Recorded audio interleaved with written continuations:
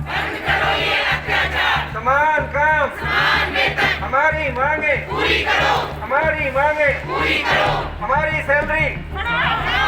3 साल पहले सिसोदिया जी आकर के हमें आश्वासन देते हैं एंटरप्रेन्योरशिप कार्यक्रम में कि आप इन बच्चों के लिए करिए, मैं आपके लिए करूँगा। 9 से लेकर 12 तक के बच्चों को हम स्किल एजुकेशन पढ़ाते हैं, स्किल एजुकेशन देते हैं। एक बच्चा 12वीं के बाद अच्छा रोजगार प्राप्त करता है। हम आज 7 साल से स्थिर वेतन पे हैं।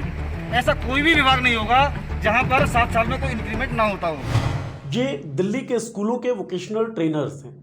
इनका काम है बच्चों में ऐसे स्किल्स को डेवलप करना जिसके जरिए वो 10वीं या 12वीं के बाद ही नौकरी कर पाने में सक्षम हो सके और ज़रूरत पड़ने पर पैसे कमा सके। लेकिन ये वोकेशनल ट्रेनर्स खुद पैसों की भयानक तंगी से जूझ रहे हैं। पिछले 5-7 सालों में सब चीज़ों की कीमतें बढ़ी, चाहे वो पेट्रोल हो या डीजल, तेल हो या चीनी। लेकिन इन वोकेशनल ट्रेनर्स की तनख्वाह नहीं बढ़ी। 40 रुपये किलो जब चीनी मिलता था उस समय भी सैलरी हमारी 16,000 ही थी।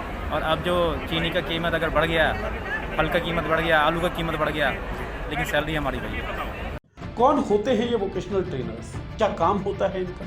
अगर ये जानना चाहते हैं तो स्किल इंडिया की स्मृतियों में जाइए। जब स्किल इंडिया लॉन्च की गई थी तो बताया गया था कि विद्यार्थियों के अंदर ऐसे स्किल्स की डेवलपमेंट जरूरी है जो उनके व्यावसायिक सफलता की गारंटी दे सके। वोकेशनल ट्रेनर्स विद्यार्थियों के अंदर ऐसे ही स्किल्स को डेवलप करने का काम करते हैं। 9 से लेकर 12 तक के बच्चों को हम स्किल एजुकेशन पढ़ाते हैं, स्किल एजुकेशन देते हैं। मोदी जी ने स्किल इंडिया चलाई है और यहाँ पर NSQF के कोर्स जो पूरे देश में चल रहे हैं उनके रिगार्डिंग हम 9 से 12वीं तक बच्चों को पढ़ाते हैं जो टीचर हैं।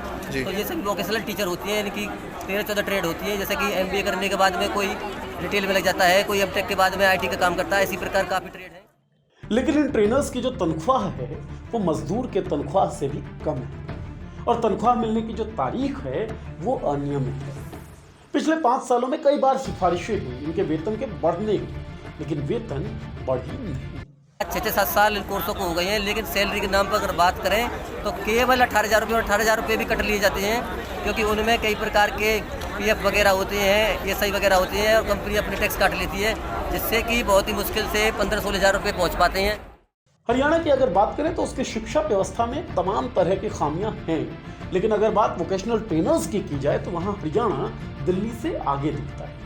ऐसा क्यों, ये खुद एक वोकेशनल ट्रेनर ने हमें बताया। अभी हाल ही में हरियाणा ने जो है वोकेशनल शिक्षकों की सैलरी बढ़ाई है, 30,500 की सैलरी उन्हें प्रोवाइड की है। प्लस सबसे ज़रूरी बात, उन्हें शिक्षा विभाग में मर्ज किया गया। 14-15 हज़ार की नौकरी करने वाले वोकेशनल ट्रेनर से ये उम्मीद की जाती है कि वो व्यावसायिक रूप से सफल युवा छात्र छात्राओं की एक पौध को तैयार कर सके, लेकिन कैसे, इस संवेदना के साथ कोई सोचता नहीं।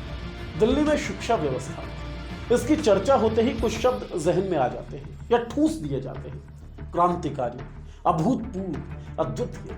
लेकिन दिल्ली के क्लासेस को हैप्पीनेस क्लासेस का कॉन्सेप्ट देने वाले मनीष सिसोदिया इन वोकेशनल ट्रेनर्स की जिंदगियों में फैले गमों के अंधेरे को नहीं देख पा रहे, बल्कि उनकी जिंदगियों में गमों के इस अंधेरे को और भी अधिक बढ़ा रहे हैं, उनकी बात को अनसुनी करके। हम चाहते हैं कि इस वीडियो के माध्यम से आप भी देखें और दिल्ली के शिक्षा मंत्री मनीष सिसोदिया, जिन्होंने शिक्षा के क्षेत्र में काफ़ी काम किया है, वो भी अपने वोकेशनल ट्रेनर्स की मांगों को सुने और इन जायज़ मांगों पर कोई कार्रवाई करें। आपको छोड़ जाते हैं वोकेशनल ट्रेनर्स की इन मांगों के साथ। हम शिक्षा मंत्री से मांगेंगे और हमारा मांगना जायज़ है।